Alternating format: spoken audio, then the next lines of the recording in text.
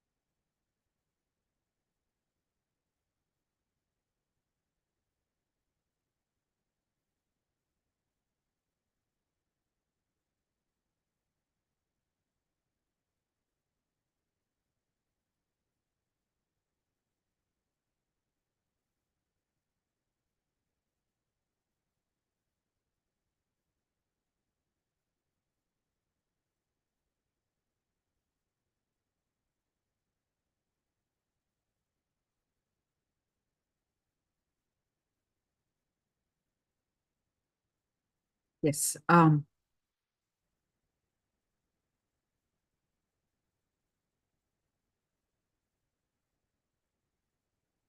Now let's work more to manifest, but I did see. So now let's work more on secrets of karma revealed. In multiple ways. But usually, the way I define, the definition itself most provocative, provoking you towards activism, invoking completion in you. Most provoking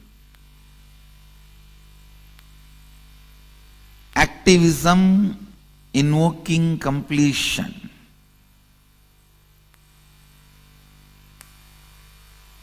This is actually the definition of the way things should be defined. Definition of definition. How something should be defined. It should be provoking you towards the truth. It should be provoking you towards activism, towards truth. Understand,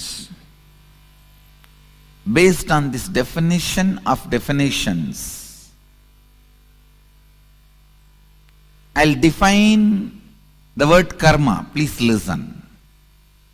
Listen carefully.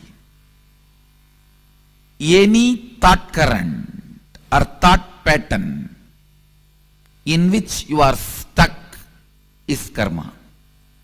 Listen. The thought current or thought pattern, any thought current, any thought pattern in which you are stuck is karma. Stuck thought current, suffocating thought current, suffocating thought pattern, suffocating thought trend is karma. Apply this one line definition in any zone of your life or any dimension of your life. Health. Any idea you have, thought current you have, thought pattern you have, which is not bringing health in you, is karma. Wealth. Any thought current, any thought pattern you have, which is not bringing wealth, what you want to cause as your reality in your life is karma. Anything which is not letting you cause your reality, the stuck thought current which is not causing your reality is karma. Understand? It can be in the field of your relationships, in the field of your wants, in the field of your needs, in the field of your contentment, in the field of your completion, whatever may be the field. In any field, the thought current in which you are stuck, thought pattern in which you are stuck is karma. Listen. It may be a beautiful, profound, logically convincing theory which you read in a great spiritual book or heard from a great spiritual teacher. Anything which is not liberating you, anything in which you are stuck is karma. please understand. You might have heard those theory, those belief, those truth from whoever it may be. You might have heard. You might have been thinking. You might have been analyzing.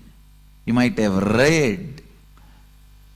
You might have been internalizing any thought current which is not letting you cause your reality is karma.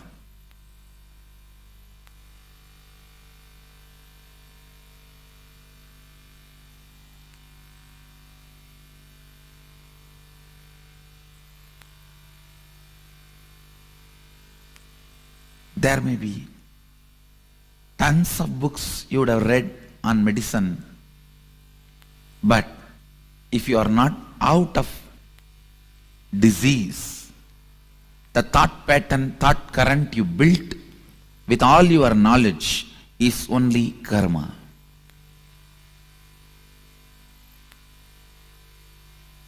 There may be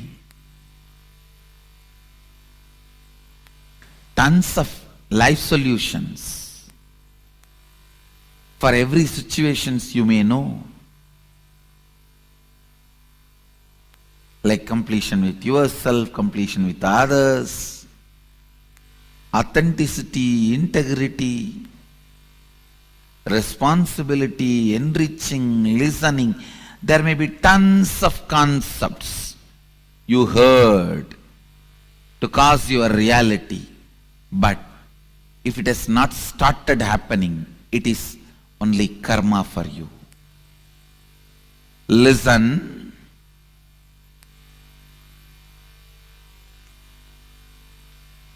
It means still somewhere your logic is not opened up.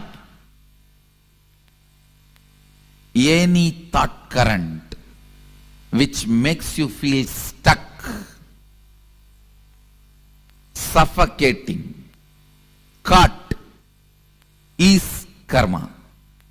You may know about completion, incompletion, authenticity, integrity, responsibility, enriching, causing, living Advaita, everything.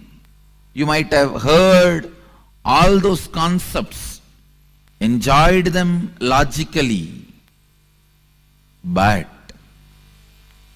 if you are still stuck with some thought pattern which again and again brings you back to the same state, if you have not caused your reality, be very clear, all these thought trends and thought currents and definitions, everything is just karma for you.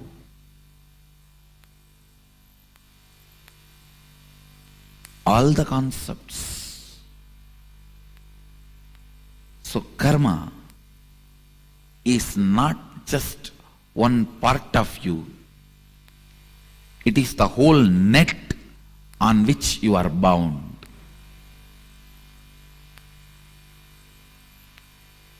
Anything which raises you to the next level, which gives you the push, breakthrough, is freedom, is completion.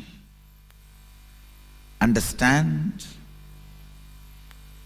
If you have come expecting definitions about karma, whether it is Pitridosha, Nagadosha, Sarpadosha,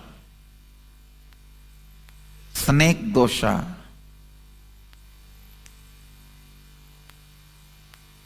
what is karma?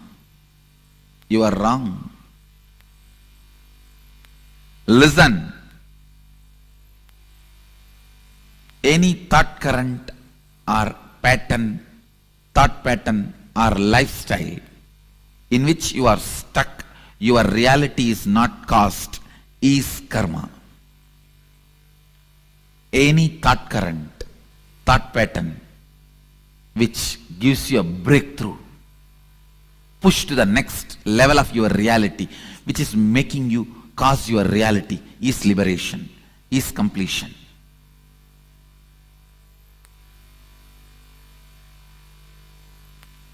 Look in. If something logically suits you so much, you understand it so much, you just know the solution is around the corner.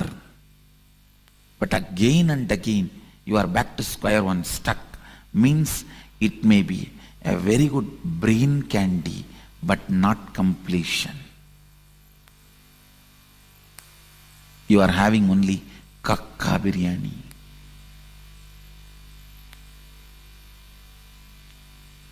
I'll popularize this word. If you don't understand the word kakka biryani, means biryani of crow.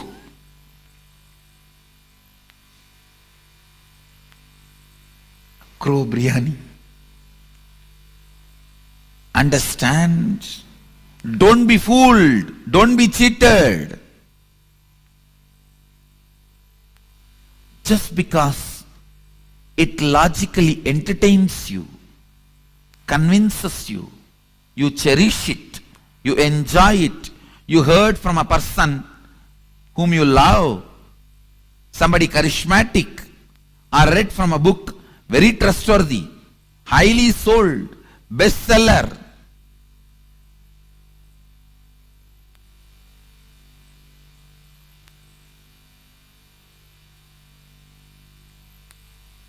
Is bestseller. That doesn't mean best. Understand?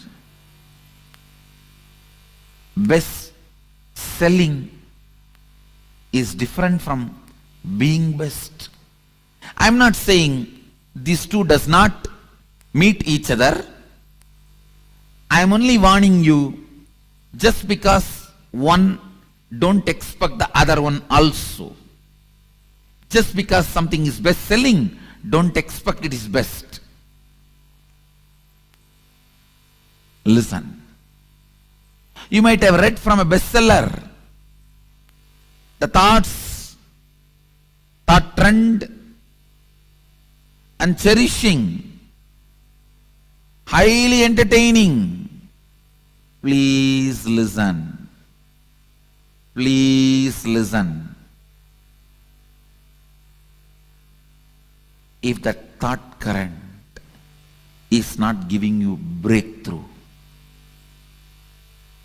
if it is not giving you constant breakthrough, it's only karma.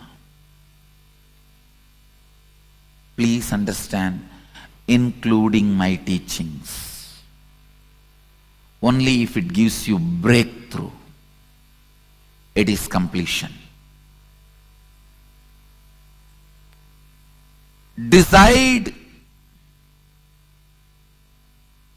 to throw the net out completely, not part by part.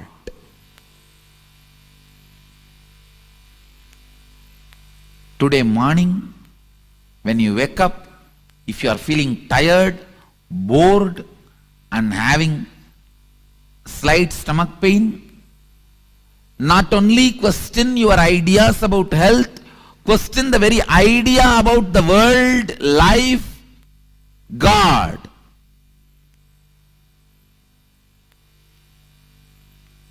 If you have a tooth pain and you want to get rid of it, you are not able to, question the very idea of God, very idea of world, very idea of you have.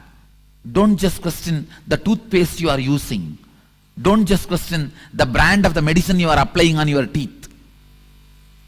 Understand?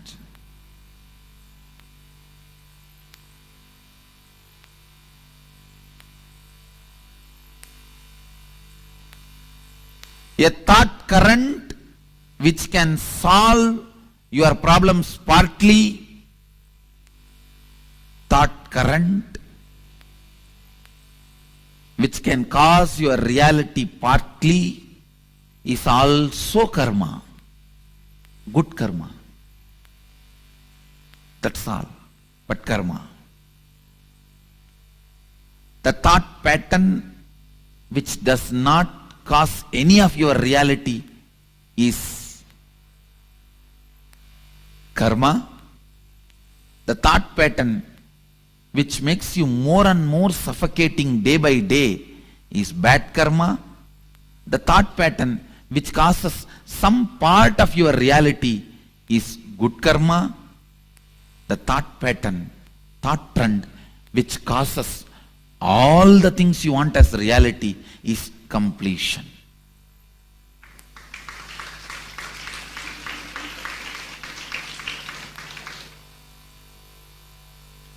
Karma is the thought current in which you are stuck.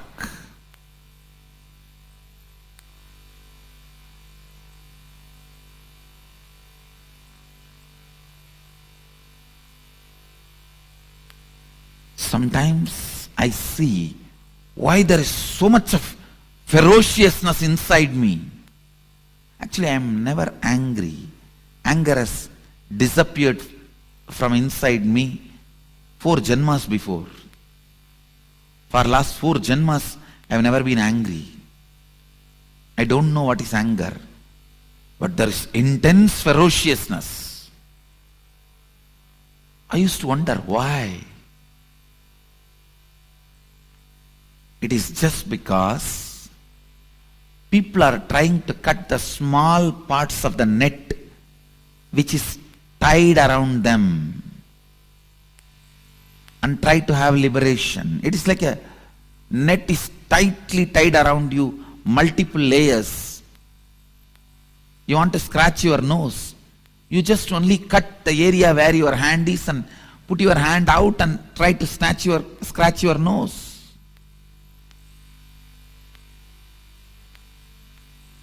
You want to scratch your back, you just cut the net only where it is. You need to scratch the back. Only when I see the small patches of freedom, you call it as freedom, and when you are stuck with it, especially when you are satisfied with it, that's the time I see the intense ferociousness inside me. Kala Bhairava can never be satisfied with part-time freedom, part-time reality. Listen.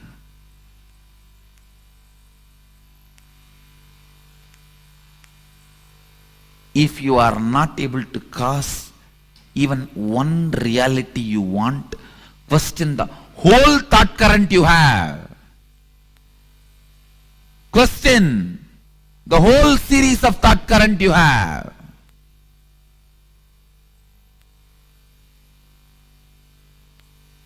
Not one or two.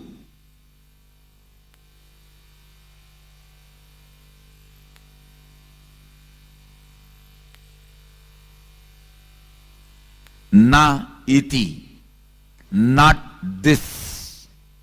Na iti, not this.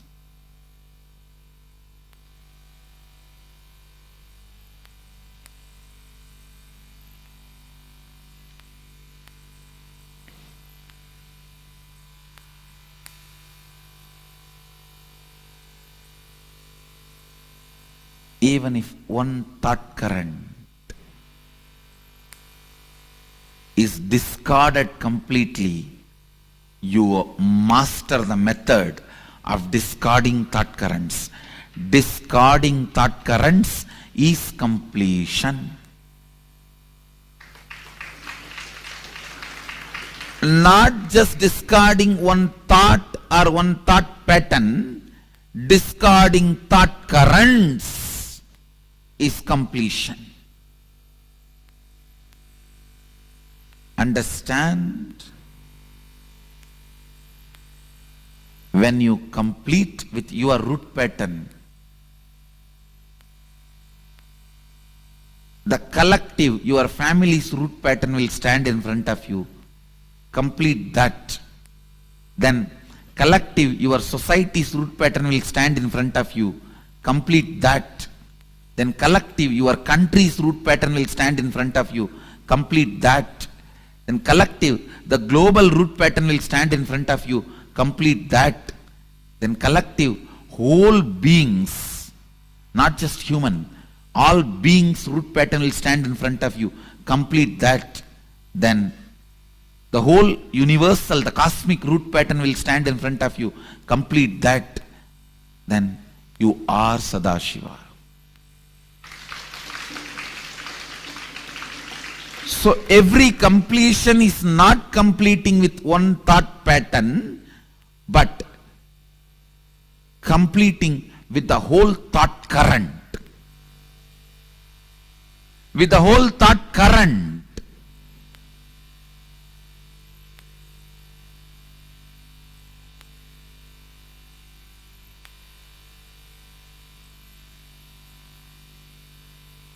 If you have a slight tiredness, boredom, headache after you wake up, change everything. Not just your pillow or bed. Everything. I'm not talking only about the external, internal. Change everything. The way you think, the way you perceive about life, the way you perceive about death, the ideas you have about God, the ideas you have about the universe, the ideas you have about you. Say, na iti, not this, not this.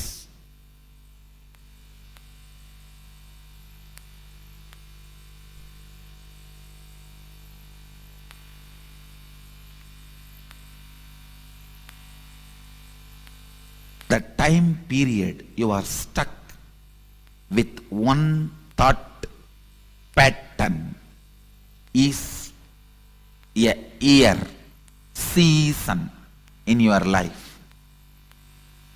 The time you are stuck in what thought current is life in your life.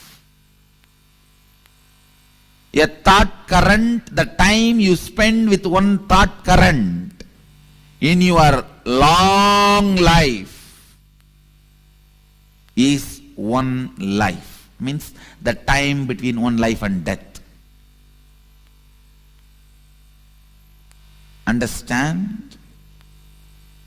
Your life or death, your lifespan is not defined based on the number of years you are in a body. It is based on the time you spend with one thought current.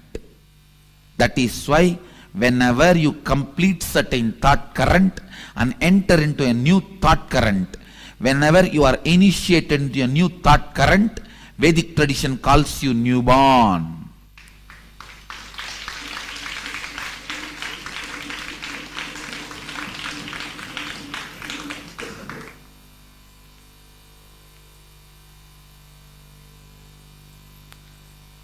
I have few questions in front of me. What role does karma play in birth, life and death? I defined it. Just now I defined it clearly. The time you spend with a thought pattern is a season of your life, paruva.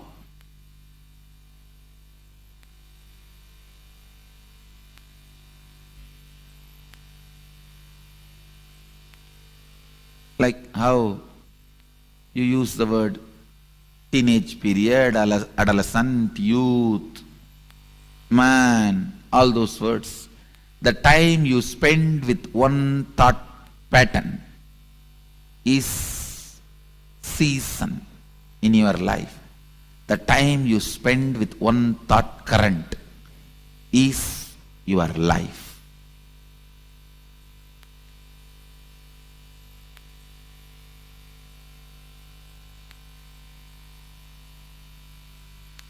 Next question, what are different types of karma? Listen. The thought pattern which you don't enjoy, which you already feel it is outdated and which is constantly suffocating you, shrinking you, is sanjita karma. And the thought pattern in which you feel you are stuck, but you are able to cause few things as your reality in your life, that is agamya karma. But because you want to cause one or two things in your life as reality, the thought pattern you accept brings untold, unimagined, unexpected bondages, side effects, after effects in your life. That is called agamya. Listen.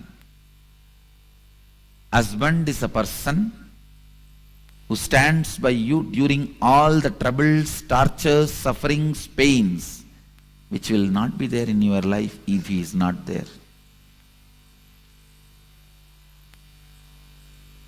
That is the definition of agamya karma.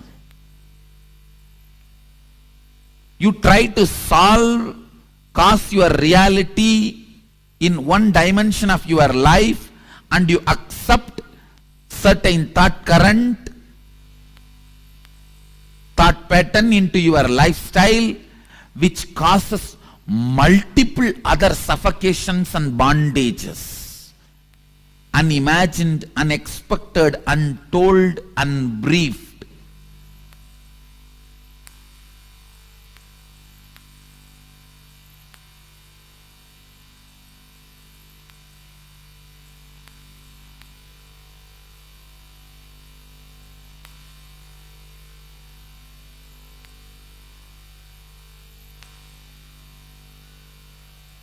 Understand?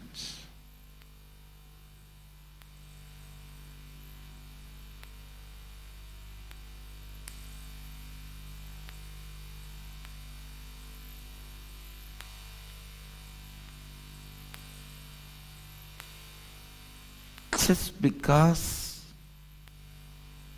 you want to own a home, sometimes you get stuck in the home for next 40 years paying your bank home loan.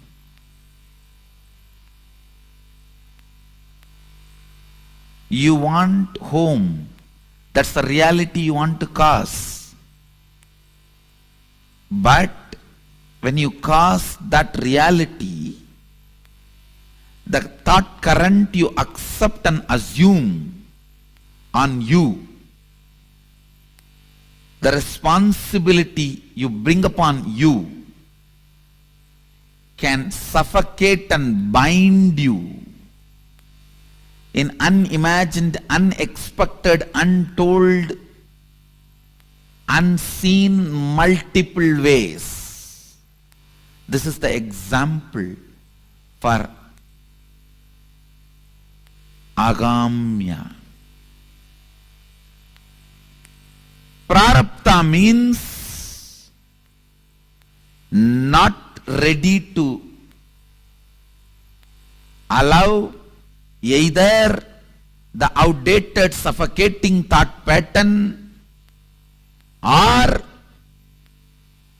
the thought pattern which causes your reality partially. A completely new click from what Swamiji revealed as what Deciding. I request all of you to take a moment and please share it with us. What did each of you understand by what Swamiji revealed to as what karma is? And to all the participants that are here, very, very shortly, we are going to be having the live darshan of Swamiji as Bhagavan Vikshatana Murti. Now, all of us are excitedly waiting for this. Can I request all of you to please come on camera? All participants, please take a moment and come on camera. We request every one of you to please settle down. See, understand. Now, we learned about what karma is and how to break free from karma. What is the power of living, which is enriching, and how it is enriching that can transform your life.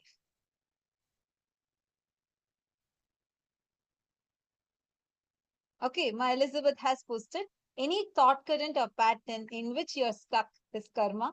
Anything that is suffocating, any theory or belief that you have internalized. Absolutely, that's right, my Elizabeth. Actually, Swamiji has given such a breakthrough revelation on this one powerful concept, karma. Usually, 99% of the time, karma is associated with our actions, right? You think what you do comes back to you and you call that as karma. And this is actually a Sanskrit word, but it has become so commonly used that people almost assume that it's an English word. And we always give the connotation to it as it is associated with our actions. You do this and you're going to get that back. And that is karma. Now, Swamiji revealed to us today through series of revelations. First, we understood what is actually karma. Karma is not just our actions, but the thought currents from which we perform those actions. Whether you do an action or you do not do an action, commission or omission of any action, the thought current which is making you do that commission or omission of any action, that thought current that you're stuck in is karma. And Swamiji also revealed how the moment you change your space, the space where you are in, when you start shifting that inner space of yours, and if you're able to start moving to a different thing, a higher inner space, you will not be anymore attracting that karma. How many of you understood this?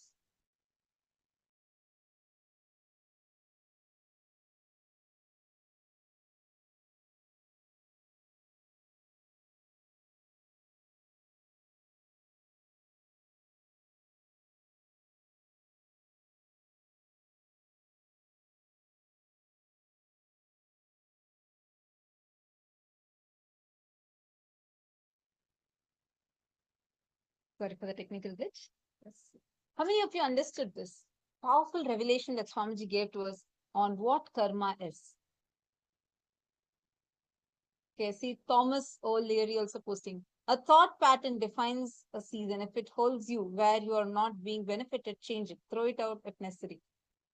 Thomas, I just wanted to add to it because today what Swamiji had revealed, right? Like what we listened to from Swamiji's revelations throughout the year, such extraordinary, deep revelations on this one powerful concept about karma, right?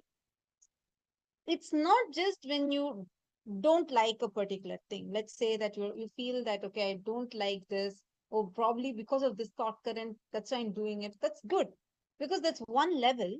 But any kind of a thought current you're struggling with, any kind of a thought pattern that you are stuck with, that thought pattern that you're struggling with is karma. How many of you are catching this?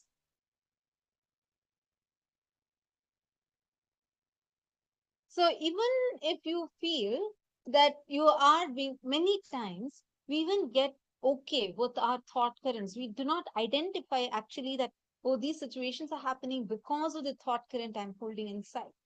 We go on thinking it's some external happening. It's an external happening because it's easier for us. We put the blame outside and we think that by resolving those situations, fixing those actions, oh, I was rude. Probably that's the reason I broke my relationship. So let me just mend that action. No, you need to look in the thought current that is driving you to be rude. You need to look into the thought current, the core thought current for everything that we do. Because the thought current where you're stuck with, Today, Swamiji will explain in the sessions. It is not today's explanations because these are revelations we saw from a range of years, like we saw from 2015, 2016, and several, and even the latest satsangs where Swamiji gave such extraordinarily powerful revelations. Today, during the darshan, Swamiji will be gracing all of us as Bhagavan Bhikshatana Murti. This is a very beautiful form of Paramashiva who came to remove the delusions of the Darukavana rishis. He came with a begging bowl in his hand, the begging bowl which swallows anything you put into it, but he showers you back as Vikshatana Murti. He showers you back. This begging bowl takes away all the karmas that we have. Whatever today you offer, if along with your offering, the Brahma Kapala that is in Paramashiva's hand, when he stands as Vikshatana Murti, it swallows all the karmas that you carry. Whatever you have been struggling with for births together, it will just swallow it. And Paramashiva, who is in the embodied form as our beloved Swamiji, will shower all of us. Today is a very, very powerful day. Anyone who feels like, I really want to have a breakthrough from this particular cognition I'm struggling with, or this particular type of situation that I keep attracting again and again in my life, I really want to have a breakthrough from that. So such kind of cognitions or powerlessness, suffocations that you carry inside of you, and you're really looking to have a breakthrough from it, today you can offer your gratitude. You can offer anything that you want directly at Swamiji's feet and burn your karmas away. Swamiji, as Bhagavan Bhikshatana Murti, will just burn your karmas away. And understand today, everyone that are sitting here and each of you that are here with us, the moment, any aspect of your life, sometimes we have situations where, let's say, I have really tried to become a Sarvagnya Pitayajaman. I really want to manifest wealth in that aspect.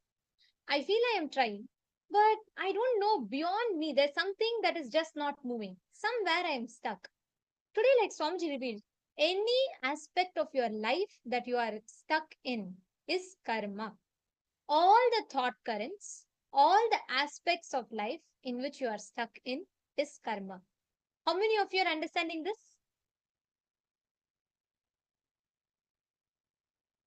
Today, the best news we have is there are some things which we can break. For example, okay, I want to really have a breakthrough in my health. So I can push myself, I can maybe set some alarms and I can break that laziness by taking some effort. But there are some things which even we do not know we have, but we are stuck in. Today, not just all the known patterns which you know you are stuck in, even the unknown patterns which you do not even know where you are stuck in, but you are stuck. All of those karmas will be removed in the darshan today. Today, all of us are receiving the darshan, the blessings of Bhagavan Bhikshadana Murti, the form of Paramashiva. Please understand, just this very form of Paramashiva that all of us are graced with today, the darshan that we are all blessed with today, every boon that you ask, no matter where you are stuck in, no matter which aspect of life you are stuck in, wherever you need that karmic breakthrough, during the darshan today, post it as a prayer to Swamiji. Swamiji will himself bless and shower us with the karmic breakthrough in those aspects of life. And in preparation for the darshan today, can I request all the participants to please settle down in front of the camera? Ma Kalili Wong, Ma Diana, Ma Lo Yu Leon, and Karuna Karaya. I request every one of you, all the Paramashivoham Level 1, Level 2, and the Level 3 participants for all of you to please come and settle down in front of the camera. We will be receiving the live darshan of Bhagavan Bhikshadana Murti very, very shortly.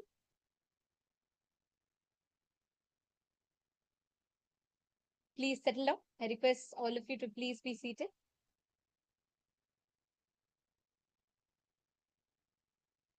Please be in front of the camera. Yes. And one of the most important component for you to prepare yourself to receive the darshan, listen very carefully. The time you are in doesn't matter. The kind of what location, geographically which place you are in doesn't matter. But the space that you create around you has a huge impact in the way you receive the darshan. See, the darshan is same. It is like Ganga. Flowing Ganga is same. But whether you take that Ganga in a spoon, in a teaspoon, or whether you take the Ganga in a huge bucket, or whether you jump into the Ganga to enjoy the Ganga as a whole, based on how much your receptivity is, you receive it. Swamiji is that Ganga continuously flowing. His love and compassion is continuously flowing. How you receive it really matters. During the darshan, Swamiji is like there is continuous Ganga's pravaha. Continuously he is flowing intensely.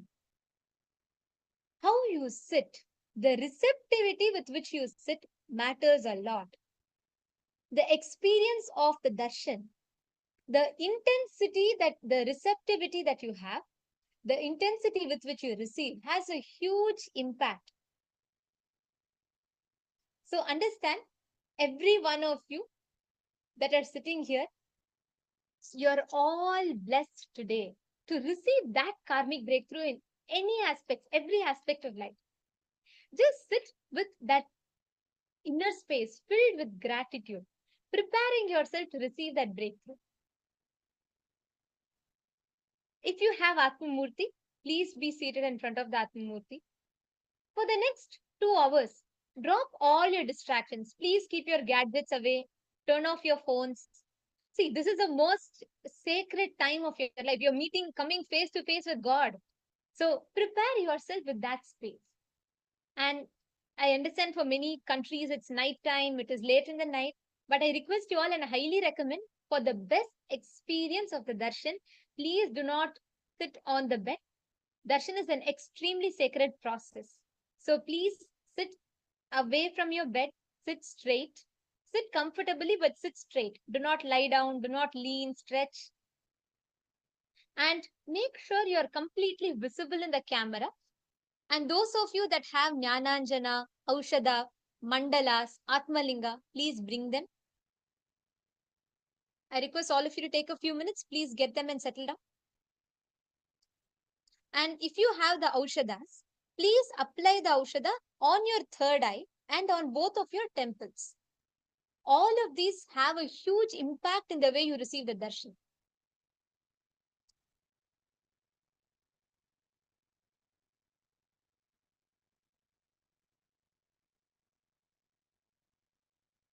Yes. Can I request every one of you to please settle down? I'm still seeing in some cameras, the cameras are dark. Please make sure that you're checking your light. Make sure you're sitting in a well-lit area. Yes. Thank you. Now let us all enter into the preparation, into receiving the darshan today. The darshan of Bhagavan Bhikshadana Murti. All of us are going to be receiving the Apyayana Diksha today, initiation into enriching. With the initiation today, all the conversations you have with yourself or all the conversation you have with others, you will be showered, you will be having the ability to enrich yourself, enrich anyone at your will, to experience a conscious shift. Today, we're all going to be initiated into that powerful initiation, and most importantly, any karma that you are stuck in, anywhere in life, wherever in life you are stuck in, post that as a prayer to Swamiji, and Swamiji will remove all the karmas, the areas, whichever aspects you are stuck in. Swamiji will himself bless and liberate you from those karmas. I request you all to take a moment and post who all want to have a breakthrough from some karmic pattern that you really feel like, this pattern, I really want to have breakthrough, Swamiji. See, one might be your own mental pattern. Sometimes, even the kind of situations that you seem to keep attracting. How many of you feel like how much ever I try, somehow this wealth does not get sustained for me. Or some relationship keeps breaking for me, no matter how much I try. How many of you have patterns like these? Or you yourself will be working for success, but somehow in the last step, you yourself self-sabotage yourself. Any kind of patterns that you've been struggling with, which is really causing a havoc in your life, and you're not able to come out of it. Even if you have tried, there is something that is stopping you, but you really want to have a breakthrough. How many of you have such patterns, and how many of you are able to identify those patterns? Please take a moment and do let us know in the chat. Because today, during the darshan, you will see how Swamiji is going to be liberating each one of us from those karmic patterns. Anyone that wants to offer, like you want to offer all your karmas at Swamiji's feet today, take a moment and you can offer it today in the form of Guru Dakshina. You can offer any amount you want to offer, you can offer. But today, being the powerful darshan of Bhagavan Vikshatana Murti, please take a moment and offer whatever you want to offer. You will actually see with Swamiji's powerful blessings, the karmic patterns that you've been struggling with, that repeatedly that keeps suffocating you. It can even be a pattern like postponing. You keep postponing things, or some self-victimizing pattern. Anything that you want liberation from. Today, Swamiji himself will be personally blessing you, and Swamiji himself will be initiating you and giving you a breakthrough. As Nithyananda was also explaining, the most important thing is what space you are sitting in right now. May I request all the participants to please kindly come on camera. Ma Maluhia, Ma Sandrine, and Yuhe Shuchin, Ma Margarita. I request you all to also please kindly come on camera and settle down.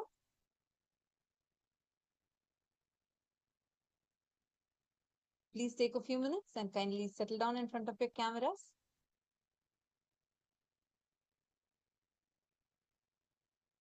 And to every one of us that are sitting here today, just in the space of gratitude, everywhere, wherever in life you're stuck in, you just decide, Swamiji, I am offering this to you. You please take care, you please move it. And just offer it to Swamiji, and you will see how Swamiji will simply shower you with that breakthrough.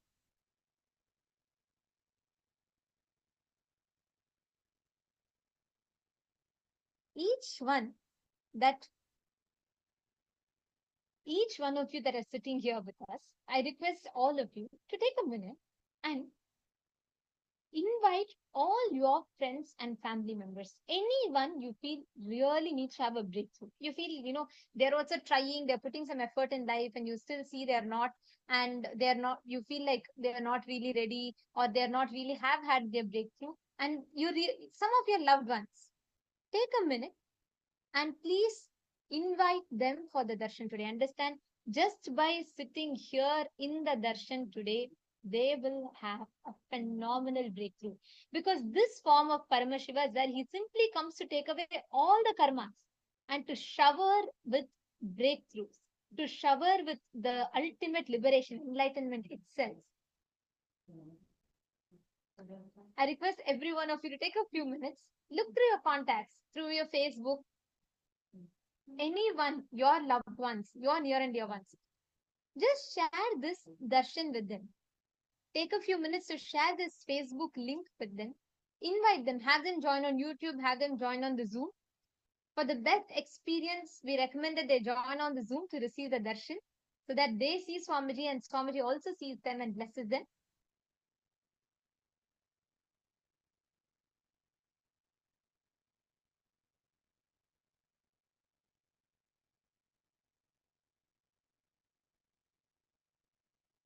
Yes, Maluan, that's right. Swamiji is going to be giving us the live darshan very, very shortly. So go ahead and invite all your friends and family members. Make sure nobody's missing, especially if you have someone of your friends. The moment you remember of struggling, right? Like someone will come to your mind, you will feel like, oh God, this person has really been struggling for something. Anyone you think are trying their best. They're doing like they're really trying for something, but they've not gotten. They're stuck somewhere in life. The best thing you can do to them is bring them for today's darshan, because today's darshan is specifically for that.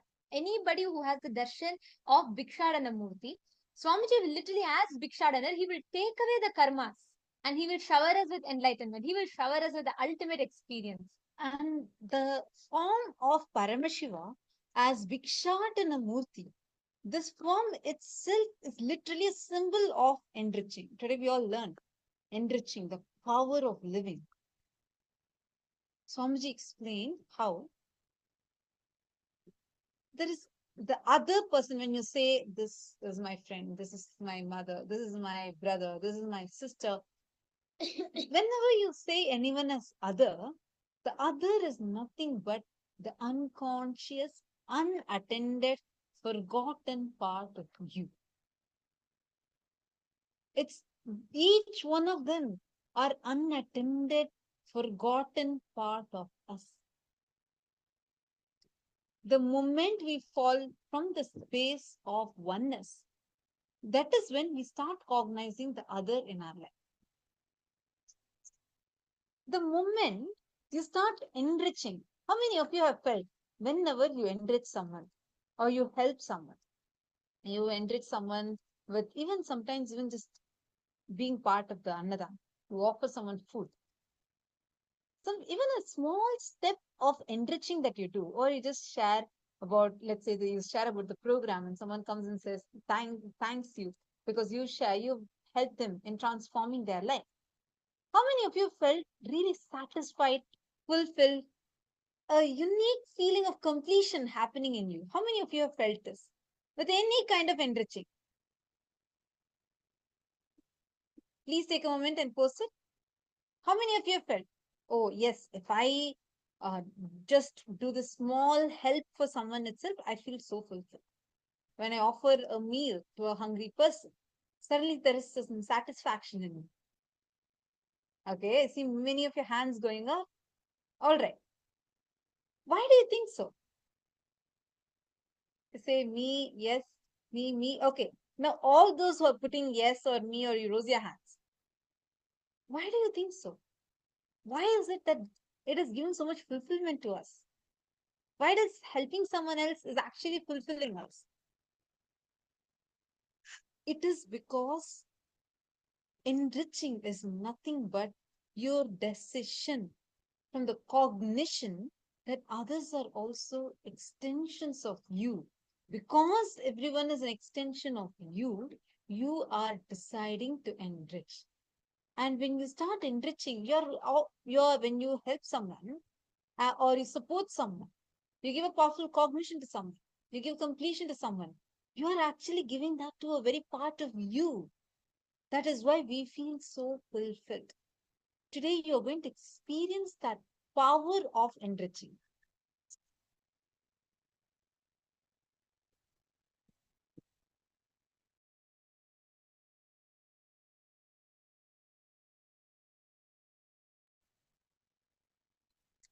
So the very phase of enriching, this initiation is what all of us will be receiving today as Apyayana Diksha. The initiation into enriching.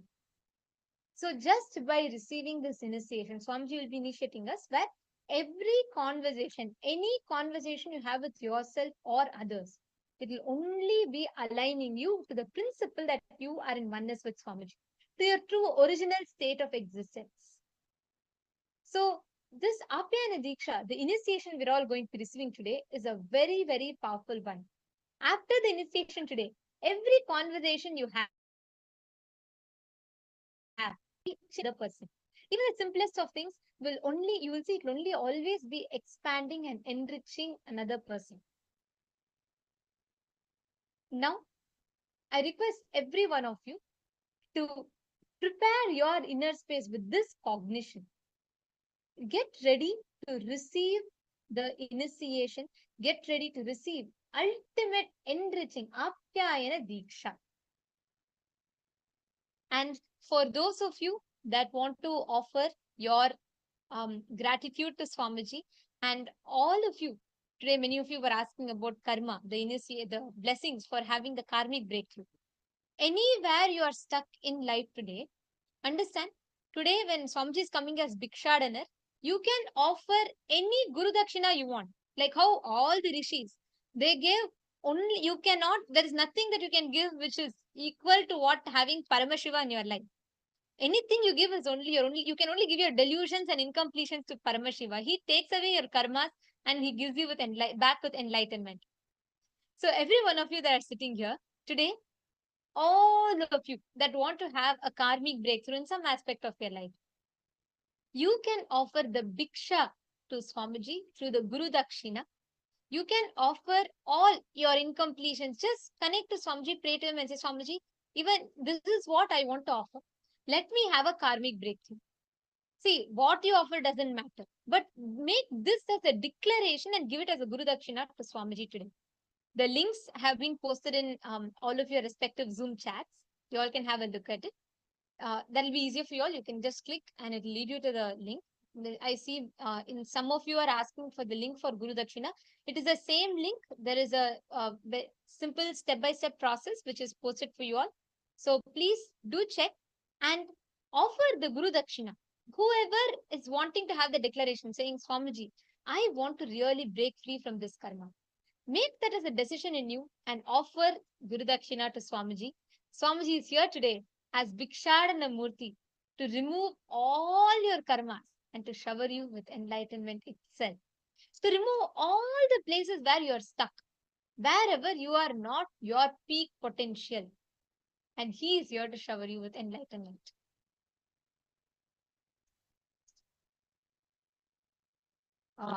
Punithanaya is asking, Nithyananda, when I think that the other, who is me, is going to cheat me, is it my own creation and my own illusion? First thing, everything in our life is our creation. And understand, really our thoughts have a power over reality. We learned it in the first day where Swamiji had explained how your thoughts have power over the space and anything that is established on the space. This reminds me of a story that Swamiji had told us. Once Akbar and Birbal were walking. They were taking a walk. And when they were walking, suddenly Akbar saw, so this King Akbar, he saw there was a wood seller, and this guy got so angry. He said, I don't know why Birbal is an enlightened master and a minister of the court. And he says, I don't know why Birbal, but I just feel like taking my sword and just killing that guy. And he says so and both of them continue to walk. A few days later, again they both walk in the same road. This time though, Akbar looks at the same guy and says, I don't know why Birbal, but I feel like I just want to shower him with more money. I don't know why, I just feel so happy. And he got curious. He's like, why am I feeling like this? Why did I feel what I felt earlier and why am I feeling what I'm feeling right now? Birbal laughs and he says, last time when we came and you said that statement, I went and inquired after we walked. I went and inquired with that wood seller what was happening with him. He shared with me about how his whole business has been running in loss. And the moment he saw you, the king, walking, he thought that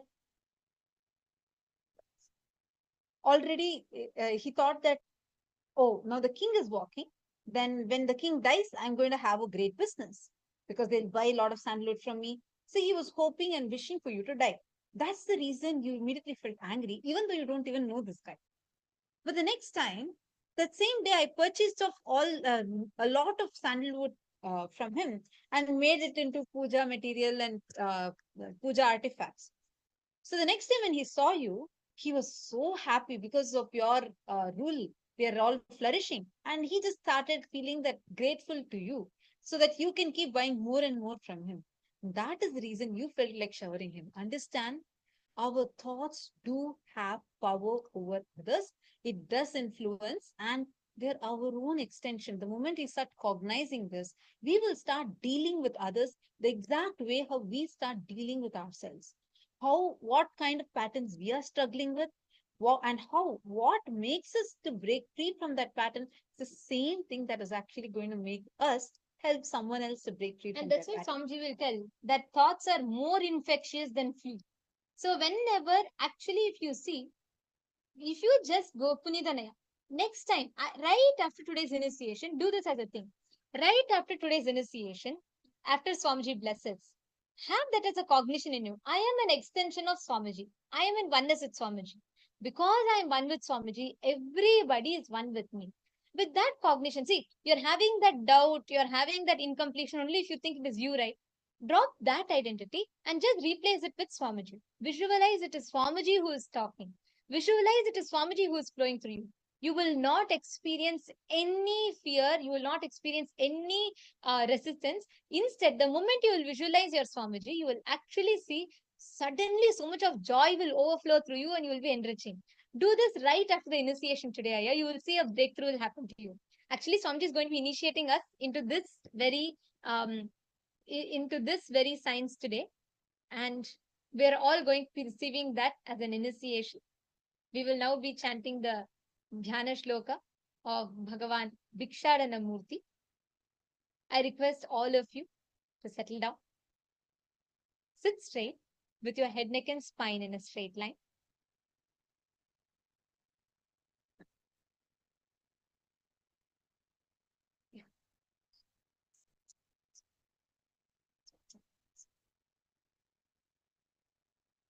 The Dhyana Shloka of Bhagavan Bhikshadana Murti.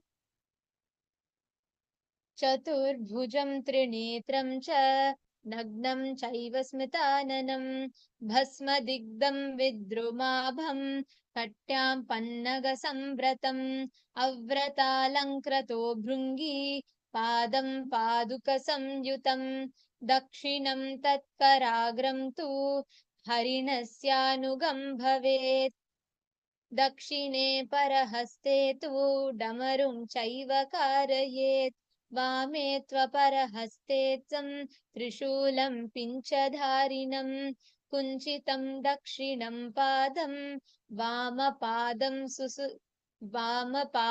tu susustitham Samabhangam sthanakam cha Gamanonmukharupakam Kapalopetahastam cha Vrashanabhisamam bhavet Evam bhikshatanam proktam Gundodharamatho shrunu Devasya vama parshvetu Gundodharamathasmitam Hastadvaya samayuktam Kapalam shirasinyaset Bhuttakara samayuktam Kundale karnayornyaset Damshakaralavaktam cha Purvoktam lakshananvitam. Let us all get ready to receive the darshan of this very form of Paramashiva, who is coming here to take all our karmas and to shower us with enlightenment, to shower us with the ultimate experience of Paramashivoham. Please settle down. Close your eyes. Prepare